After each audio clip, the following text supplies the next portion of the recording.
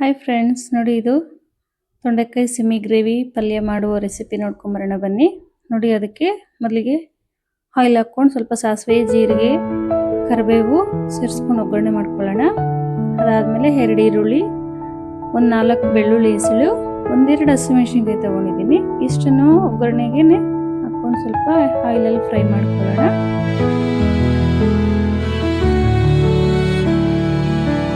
ನೋಡಿ ಇದೀಗ ಫ್ರೈ ಆಗಿದೆ. ಸ್ವಲ್ಪ ಅರಿಶಿನ ಸೇರಿಸ್ಕೊಳ್ಳೋಣ ಅದಕ್ಕೆ.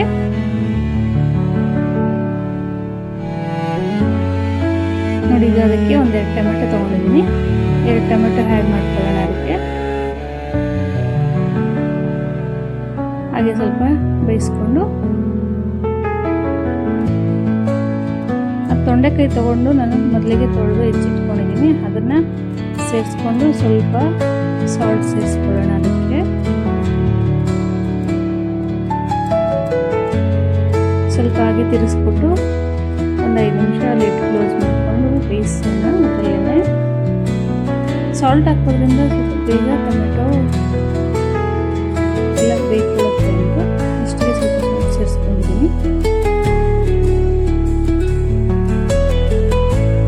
ಬೇಗ ಸ್ವಲ್ಪ ಬೆಂದಿದೆ. ಅದರಿಗೆ ನಾನು ಸಾಂಬಾರು ಪೌಡರ್ 2 ಟೇಬಲ್ ಸ್ಪೂನ್ ಸ್ವಲ್ಪ ಸೇರಿಸ್ಕೊಂಡಿದ್ದೀನಿ. ಇದು 4 ಜನಕ್ಕೆ ಆಗುವಷ್ಟು ಕ್ವಾಂಟಿಟಿ ಫ್ರೆಂಡ್ಸ್.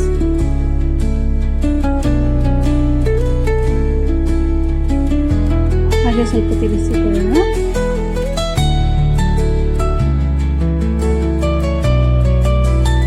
ನೋಡಿ ಈಗ ಅದಕ್ಕೆ ನಾನು 1 ಟೇಬಲ್ ಸ್ಪೂನ್ ಧನಿಯಾ ಪೌಡರ್ ಸೇರಿಸ್ಕೊತೀನಿ. ಅದರಿಗೆ ಸ್ವಲ್ಪ ಮಿಕ್ಸ್ ಕೊಟ್ಟು ಒಂದು ಅರ್ಧ ಲೋಟ ನೀರು ಸೇರಿಸಿ 5 ನಿಮಿಷ ಮುಚ್ಚಳ ಮುಚ್ಚಿ ಬೇಯಿಸ್ಕೊಂಡ್ರೆ ಇದಕ್ಕೆ ಸಿಮಿ ಗ್ರೇವಿ ಪಲ್ಯ ರೆಡಿ ಆಗಿರುತ್ತೆ. ಕೊನೆಯದಾಗಿ ಕೊತ್ತಂಬರಿ ಮಾಡ್ಕೊಳ್ಳೋಣ.